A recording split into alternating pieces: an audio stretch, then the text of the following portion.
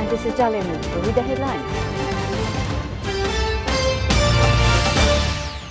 Heavy rains again in Sylhet and Mowbazar. Flood situation could worsen if rains and downpour continues, said Met Office.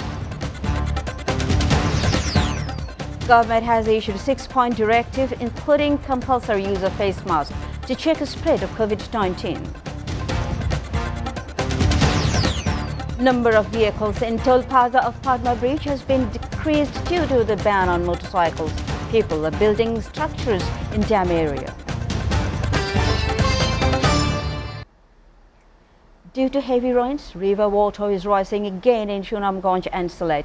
Several new low-lying areas have been inundated by water entering through the broken dam. The helpless people lost their homes in 3 consecutive floods. Sylhet Water Development Board and the Meteorological Department said that the flood situation could worsen if rains and downpours continue. The river water is rising again due to torrential rains and new villages are being flooded. The people of the river bank are terrified of another flood. Although the flood situation has improved over the last 2 days, the suffering has not abated. Many are still in shelters, unable to return to homes. The water of Kushiara River, Abslid, Fenchugont, Shola and Shurma is flowing at Kanai cut point above the danger mark. The locals are spending their days in extreme misery in low-lying areas, including roads and houses. Various government and non-government organizations, including the Army, Navy, have continued to distribute relief and dry food among the flood victims. The government has issued a 6-point directive including compulsory use of face masks to check the spread of coronavirus. The Cabinet Division sent the directive to secretariats of all ministers and divisional commissioners on Tuesday. The directive has come in the wake of surge in coronavirus cases across the country. The 6 directives to be enforced by the administration are as follows. People will be encouraged to follow health regulations. The office will have to ensure no mask, no service policy and social distancing. Wearing masks and maintaining physical distance have to be ensured in all mosques, temples, churches and pagodas. People having cold fever and a nose running must be tested. Face masks and social distancing must be evident in all shopping malls, markets, hotels, restaurants and other public places. And imams and other religious leaders will make devotees aware of the use of face masks and social distancing through special lectures. Meanwhile, Health Minister Zahid Malik on Wednesday said that the country is now seeing an upward trend in COVID infections and the government is ready to tackle the situation. The minister made this remark while talking to the reporters after attending the annual performance argument signing ceremony as the chief guest at the Secretariat. And Zahid said that they held a meeting last week to contain the spread of the various and virus and they gave some directives including wearing masks in the public places. The minister added that although the COVID-19 infection rate was negligible 15 days ago, it has started to increase once again. No one without a mask will be allowed to enter the cattle markets to be set up ahead of Eid al-Azha across the country, said Home Minister Asaduzzaman Khan today. This year, a total of 4,407 Eid cattle markets will be set up where everyone must follow COVID health guidelines, Home Minister said while talking to reporters after a meeting over law and order situation ahead of the religious festival. He said that 10 cattle markets will be set up in the Dhaka North City Corporation, while 11 in Dhaka South City Corporation. Additional law enforcement force will be deployed in the cattle markets to provide security to traders and buyers, he said. The agencies will also help traders safe transfer to their cash, noting that there will be no cattle markets on the roads and highways. As Abdussaman said, no cattle-laden vehicles can be taken to any market against the traders' will. The country's top courier service SA Paribahun Selection branch manager Yusuf was accused of booking fireworks. He was picked up and remanded by the detective police with a case. Earlier, the DB police took away the fireworks booked for different destinations in the country from different branches at the head office of the company.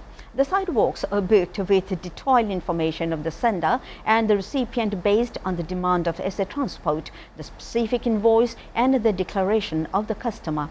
DB is harassing them unethically by calling illegal fireworks illegal. And senior lawyers said the harassment of courier services or transport companies in the event of the rescue of the festive items such as fireworks is just an abuse of power.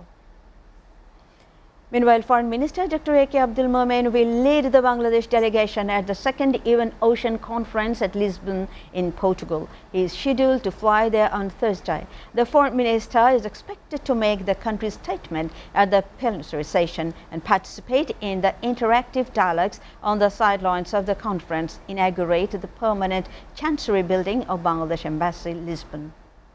He would have bilateral meeting with the Portuguese Foreign Minister João Gomes Cravinho among the other engagement during his visit to Portugal. The second UN Ocean Conference 2022 kicked off Tuesday in Lisbon with an aim to address many of the challenges through structural transformations, science-based innovative solutions to achieve Sustainable Development Goal 14, which are conservation and sustainable use of the oceans, seas and marine resources. Portugal and Kenya are co-hosting this global conference this year, said the Minister of Foreign Affairs on Wednesday.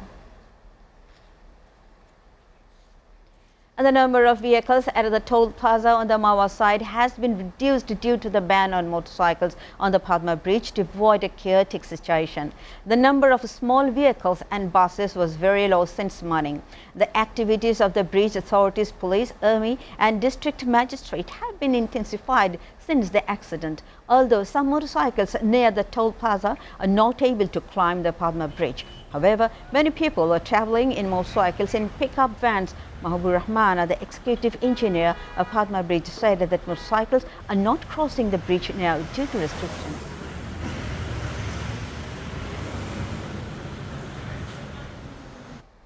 Viewers, we're taking a short break. Stay with us.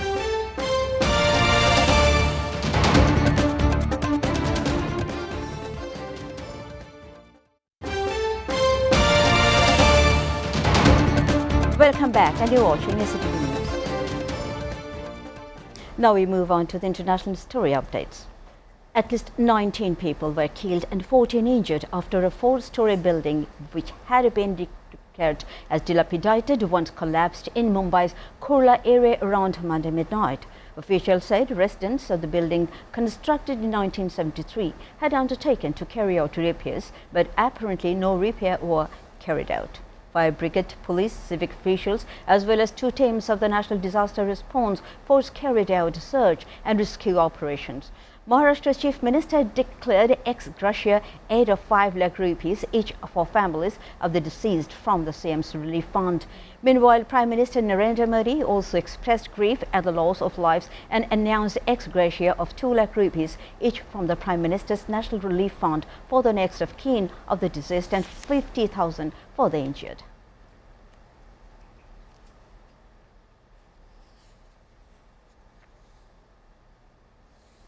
Meantime, the Turkish government has done away with its objection to applications by Finland and Sweden for NATO membership, paving the path for the 2 countries to join the Western military alliance. The 3 countries signed a memorandum of understanding late Tuesday in Madrid. Following the ceremony, NATO Secretary General claimed the alliance can always find common ground to bridge differences among its members. Pundits say this latest development is a tangible blow to Russia's efforts to stem NATO's expansion.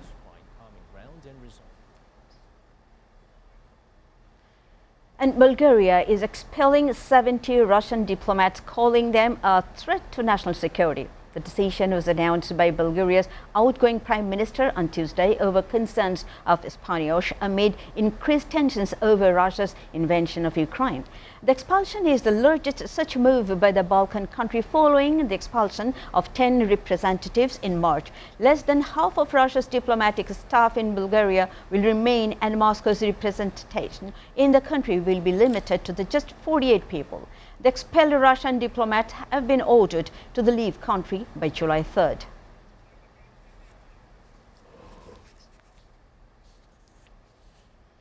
Now sports, and Serena Williams exits Wimbledon the first round. On the other hand, Rafael Nadal gets off to winning start. Serena making her first singles appearance in Wanda short of a year almost out of the first turn, but Wimbledon debutant Hermione Tan beat it in her tie break after 3 grilling sets 5-7, 6-1, 7-10. Day 2 of Wimbledon 2022 saw Rafael Nadal begin his quest for an incredible 23rd Grand Slam, having already trumped at the Australian Open and French Open this year. With victory over Argentine Francisco Corandolo, the 36-year-old is among the favourites to win the tournament despite ongoing problems with a foot injury and needed to overcome the world number 41 in 4 sets to win 6-4, 6-3, 3-6, 6-4.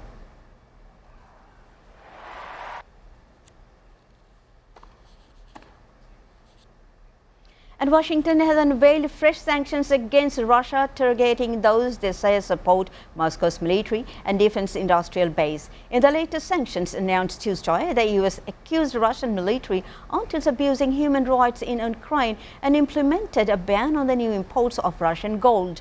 The U.S. Treasury Department said in a statement that it blacklisted 29 Russian individuals as well as 70 entities, including a state corporation, Rostec, a massive state-owned enterprise established to consolidate the country's technological, aerospace and military industrial expertise. In a separate statement, Secretary of State Antony Blinken announced that the State Department was imposing sanctions on 45 entities and 29 individuals. He added steps were being taken to put in place visa restrictions on over 500 Russian military officers.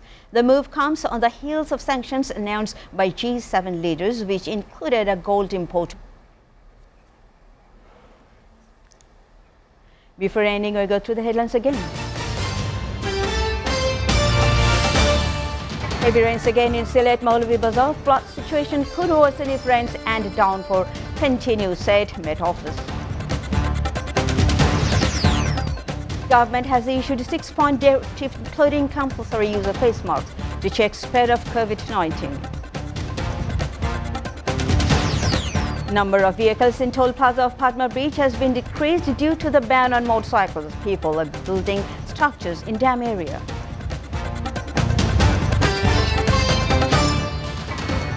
You are updated with the top stories here so far. To know the latest, visit www.satv.tv. Stay with SATV.